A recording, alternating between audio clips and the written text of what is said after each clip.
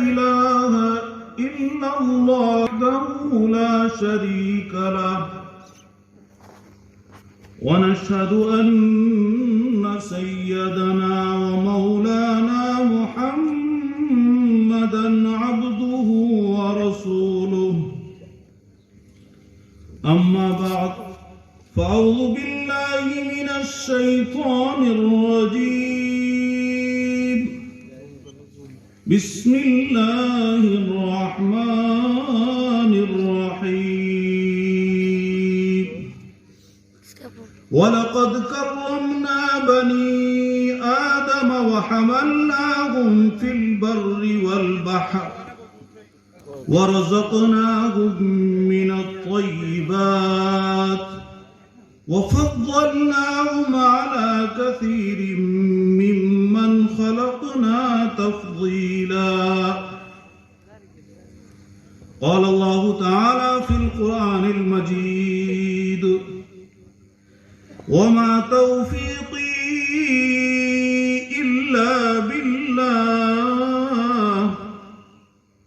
عليه توكلت وإليه أنيب صدق الله مولانا العظيم وصدق على رسوله النبي الكريم ونحن على ذلك من الشاهدين والشاكرين والحمد لله رب العالمين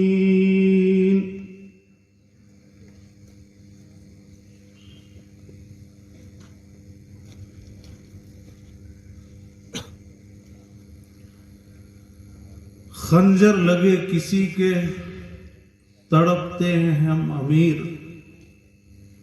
خنجر لگے کسی کے تڑپتے ہیں ہم امیر سارے جہاں کا درد ہمارے جگر میں ہے خدا کے عاشق ہیں ہزاروں خدا کے عاشق ہیں ہزاروں بنوں میں پھرتے ہیں مارے مارے میں اسی کا بندہ بنوں گا جس کو خدا کے بندوں سے پیار ہوگا اخوت تو یہ ہے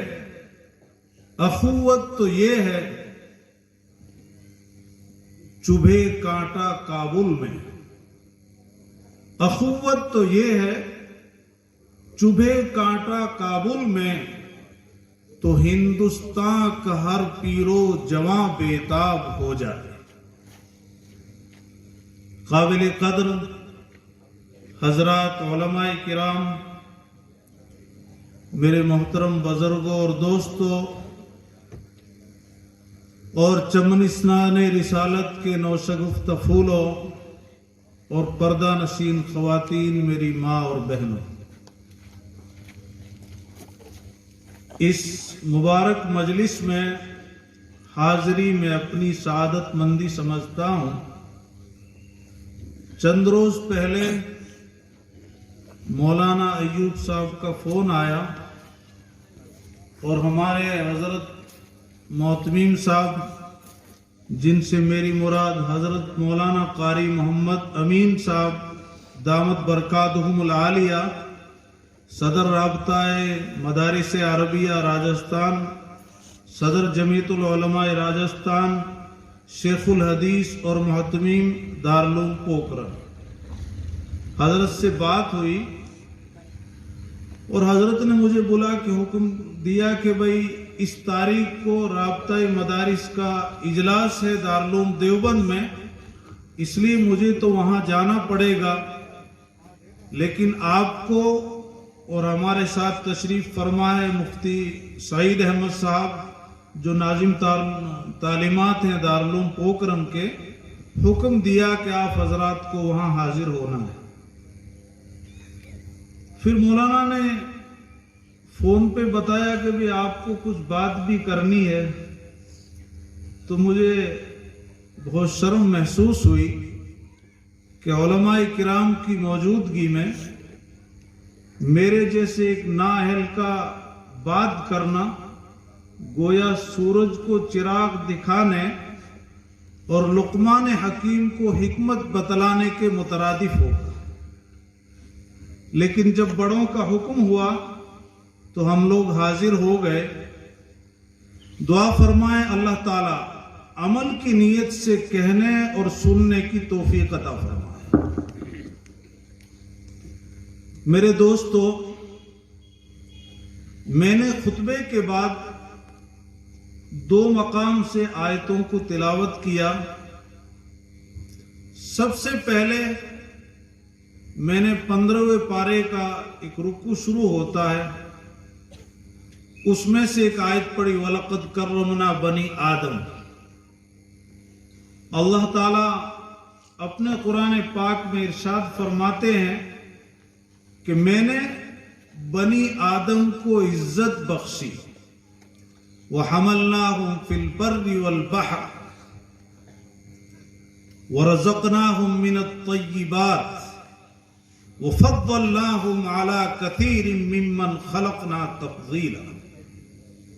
ہم نے خشکی اور تری میں ان کو سواریاں دی، ان کو نفیس اور بہترین رزق دیا، اور پھر آخر میں فرمایا وَفَضَّلْنَاهُمْ عَلَى كَثِيرٍ مِّمَّنْ خَلَقْنَا تَفْضِيلًا.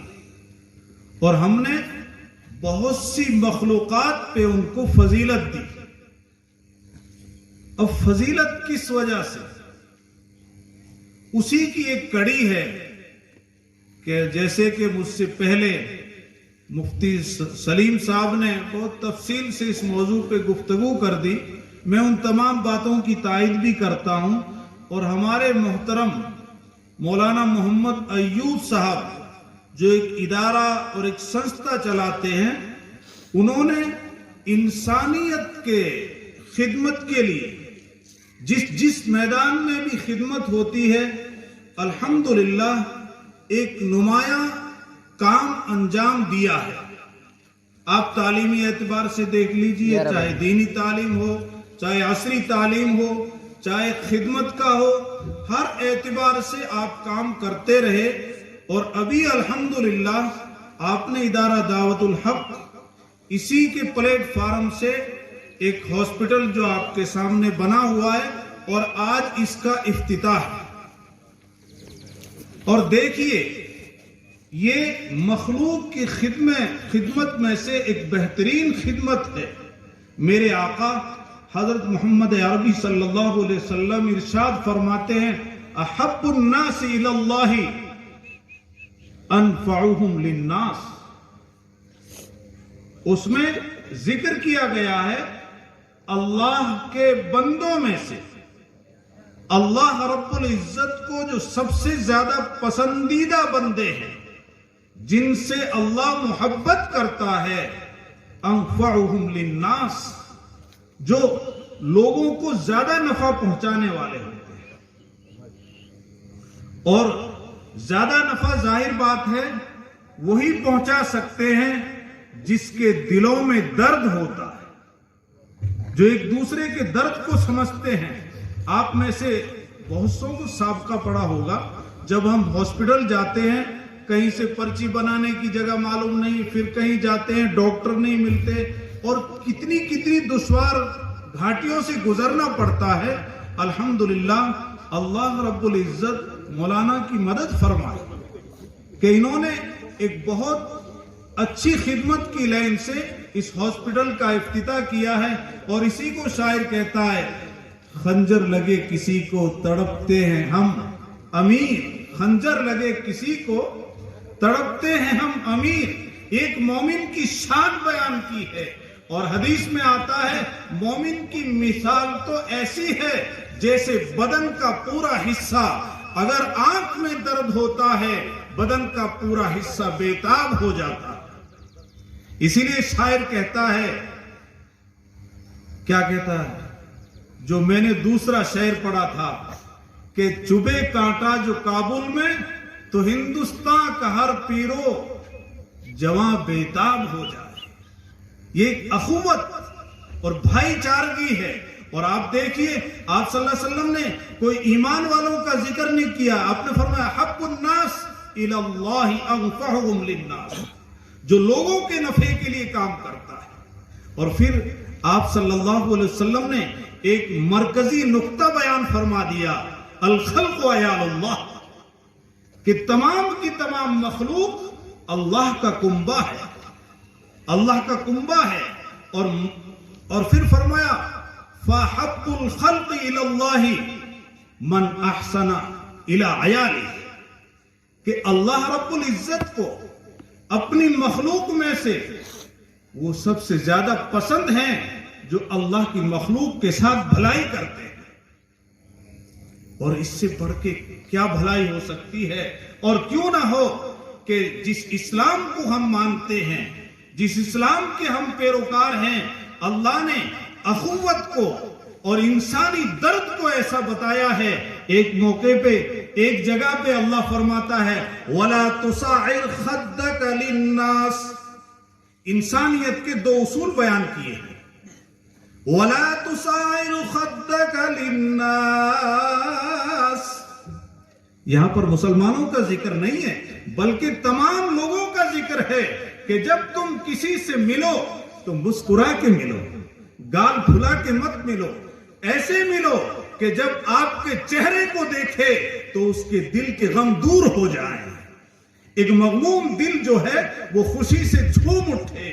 وَلَا تُصَعِّرْ خَدَّكَ لِلنَّاسِ، دوسرا اصول بتایا وَقُولُوا لِلنَّاسِ حُسْنًا، یہاں بھی لوگوں کا ذکر ہے، صرف ایمان والوں کا ذکر نہیں ہے بلکہ عام انسانیت کا، مانوتا کا ایک پیغام دیا گیا ہے وَقُولُوا لِلنَّاسِ حُسْنًا۔ جب لوگوں کے سے بات کرو تو اس انداز میں بات کرو، آپ الفاظوں کی عمارت کو اس طرح چن کے بات کرو کہ ایک ٹوٹے ہوئے دل کو ڈھارس بندھ جائے۔ انسانیت کے یہ دو بہترین اصول اور ضابطے بتائے گئے ہیں۔ میں مولانا کو یہ مبارکباد دیتا ہوں اور وقت کی تنگدامنی ہے، میں اپنی بات کو مختصر کرتا ہوں کہ رسول پاک صلی اللہ علیہ وسلم نے جس جماعت کو تیار کیا تھا، ہر انسان کا کتنا درد ان کے دلوں میں تھا۔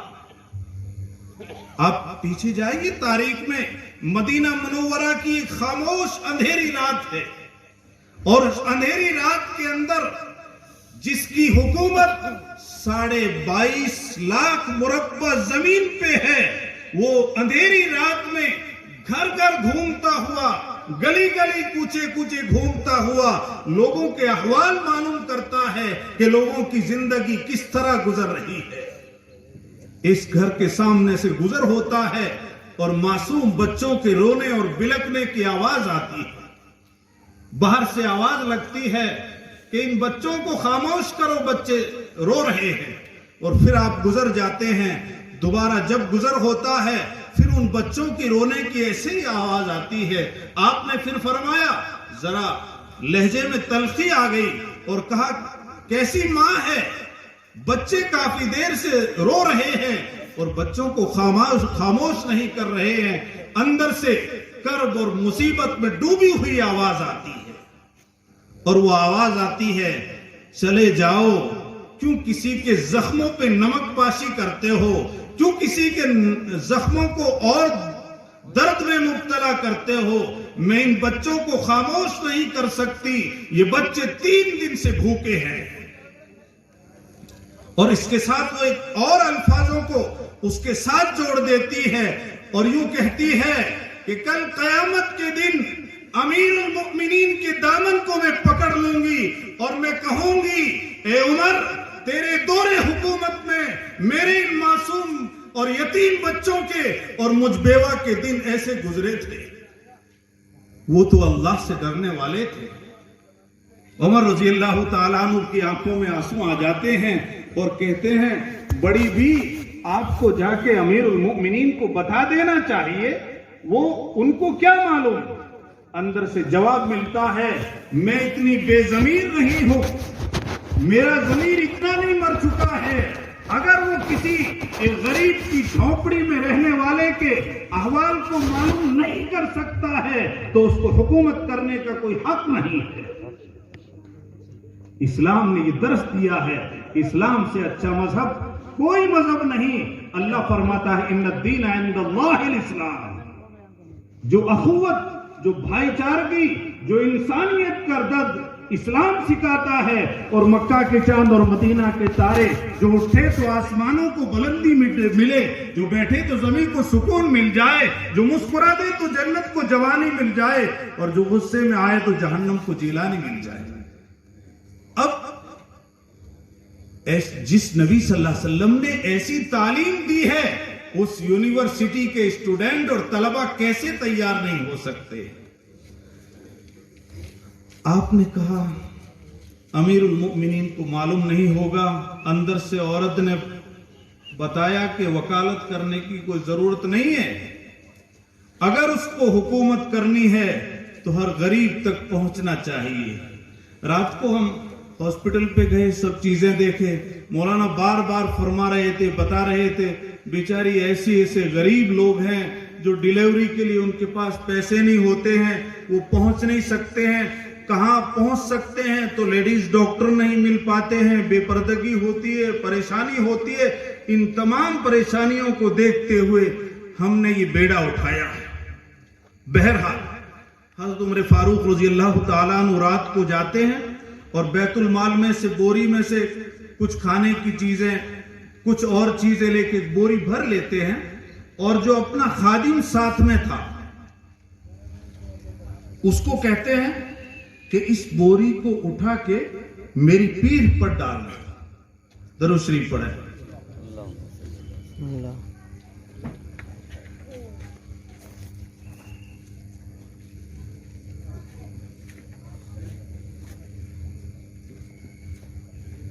خادم نے کہا امیر المؤمنین میں اٹھا لوں گا، آپ کی پیٹھ پر ڈالنے کی ضرورت نہیں. فرمانے لگے نہیں، میری پیٹھ کے اوپر ڈالو. خادم کا زیادہ اصرار بڑا. امیر المؤمنین جواب دیتے ہیں اے اسلم، کل قیامت کے دن کیا تو میرے بوجھ کو اٹھا لے گا؟ جہاں ہر ایک کو اپنا بوجھ اٹھانا پڑے گا. امیر المؤمنین کے زبان مبارک سے جب یہ الفاظ نکلتے ہیں، وہ ایک وقت کے بہت بڑے بادشاہ کی کمر پہ وہ بوری ڈال دیتا ہے. چشم فلک نے دیکھا اور تاریخ کے سچے اوراق نے نوٹ کیا. آسمان نے وہ منظر دیکھا کہ اتنی بڑی حکومت کا مالک ایک رات کے اندھیرے میں اپنی پیٹھ پر بوری لاد کے ایک بیوہ کے گھر کے چولہے کو جلانے کے لیے روانہ ہو جاتا ہے. وہاں پہنچتے ہیں اور پہنچنے کے بعد آٹا ڈالتے ہیں اور کہا آپ آٹا گوندیے. اس نے کہا نہیں، میں اب سب کام کر لوں گی. بہت بہت شکریہ، اللہ رب العزت آپ کو جزائے خیر عطا فرمائے، آپ تشریف لے جائیے، آپ بہت اچھے انسان دکھتے ہیں. اخوت تو یہ ہے، کانٹا چبھے جو کابل میں تو ہر ہندوستان کا پیرو جمع بیتاب ہو جائے. اب ہمدردی یہ ہے، آپ وہاں کھڑے ہو گئے اور کہا نہیں، میں چولہا جلاتا ہوں اور آپ آٹا گوندیں. اب وہ عورت آٹا گوند رہی ہے، یہ چولہا جلا رہے ہیں، چولہے میں پھونک مار رہے ہیں جس کی وجہ سے راکھ اڑتی ہے اور داڑھی کے لگتی ہے. داڑھی پکڑ کے کہتے ہیں اے عمر دنیا کی راکھ برداشت کر لے، اے عمر دنیا کی راکھ برداشت کر لے تاکہ کل جہنم کی آگ سے بچ جائے. اور زار و قطار رو رہے ہیں. عورت بھی وہ منظر دیکھتی رہی کہ بات کیا ہے. بات ہوتی ہے عمر دنیا کی راکھ اور دنیا کی آگ برداشت کر لے، کل قیامت کے دن جہنم کی آگ سے بچ جائے گا. اب پھر کہا آپ چلے جائیے، میں کھانا پکا لوں گی. آپ نے فرمایا بڑی بھی کچھ بھی کرو، میں جانے والا نہیں ہوں. کیوں؟ میں نے ان بچوں کے رونے کی آواز سنی ہے، میں نے ان معصوم بچوں کے رونے کی آواز سنی ہے. جب تک میں ان کے ہنسنے کی آواز نہیں سنوں گا اس وقت تک میں نہیں جاؤں گا. پھر کھانا کھایا، بچے کھلکھلائے، خوش ہو گئے. اس کے بعد میں اس نے کہا بہت بہت شکریہ، بہت اچھا ہوا، واقعی حکومت کرنے کے قابل تو آپ ہی ہیں۔ وہ کہنے لگے بڑی بھی معاف کرنا، امیر المؤمنین جس کو کہتے ہیں، عمر جس کا نام ہے، وہ میں ہی ہوں۔ وہ عورت بڑی شرمندہ ہوئی اور کہنے لگی معاف کرنا، میں نے آپ کو پہچانا نہیں تھا، اس لیے میں نے کوئی الفاظ کہہ دیے ہیں تو معاف کر دینا۔ کیا جواب دیتے ہیں؟ بڑی بھی جو کچھ کہنا ہے اور کہہ دیجئے، جو کچھ کہنا ہے اور کہہ دیجئے، کل قیامت کے دن کالی کملی والے پیارے محبوب صلی اللہ علیہ وسلم کے سامنے مجھے رسوا مت کرنا۔ جب خدمت خلق کا جذبہ دل میں پیدا ہوتا ہے تو رات کی تاریکیوں میں اس طرح سفر کیا جاتا ہے۔ اسی لیے میرے دوستو بزرگوں، اس ہاسپٹل کا افتتاح اور اس کی جو شروعات ہے اسی خدمت خلق کا ایک جذبہ ہے۔ اسی لیے میں نے قرآن پاک کی 12ویں پارے کی ایک دوسری آیت تلاوت کی تھی۔ اللہ فرماتے ہیں وَمَا تَوْفِيقِي إِلَّا بِاللَّهِ عَلَيْهِ تَوَكَّلْتُ وَإِلَيْهِ أُنِيبُ۔ میری کامیابی اللہ تعالی کے فضل سے ہے۔ اسی لیے جس چیز کی بھی ابتدا کی جاتی ہے، جس کام کو بھی شروع کیا جاتا ہے، اس سے پہلے اللہ کے حضور میں دامن پھیلا کر دعائیں کرنی چاہیے۔ کیوں کہ اللہ کی توفیق کے بغیر کوئی کچھ کام نہیں کر سکتا ہے۔ جس طرح ایک معصوم بچہ ہر کام کرنے میں اپنے بڑوں کا محتاج ہوتا ہے، اسی طرح ہر بندہ ہر کام کرنے میں اللہ کا محتاج ہوتا ہے۔ اور دعائیں تقدیر بدل دیتی ہے۔ یہ مجلس دعا بھی ہے، آپ حضرات دعا فرمائیں، اللہ رب العزت ہمارے محترم مولانا کی مدد فرمائے، لوگوں کے قلوبوں کو اس طرف مائل فرمائے، اور جو بھی مریض یہاں آئیں وہ شفا پا کے جائیں، کیونکہ دعا کے اندر بہت بڑی طاقت ہے۔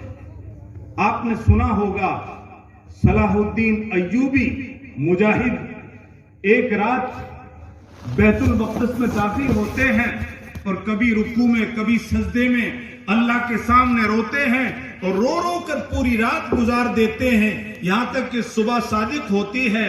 بیت المقدس کے دروازے پہ آتے ہیں، ایک بزرگ نظر آتے ہیں اور ان کو کہتے ہیں آپ دعا کرنا، کہ کیوں کہ مسلمانوں کی فوج کی آباد تو بہت کم ہے، ان کی تعداد تو بہت کم ہے اور دشمن کی تعداد بہت ہے، اور ایک بہت بڑا بحری ایک دریا کے راستے سے ایک بہت بڑا جہاز آ رہا ہے دشمنوں کا ہتھیار لے کے، اسی لیے آپ دعا فرما دیں اللہ تعالی ہماری مدد فرما دے۔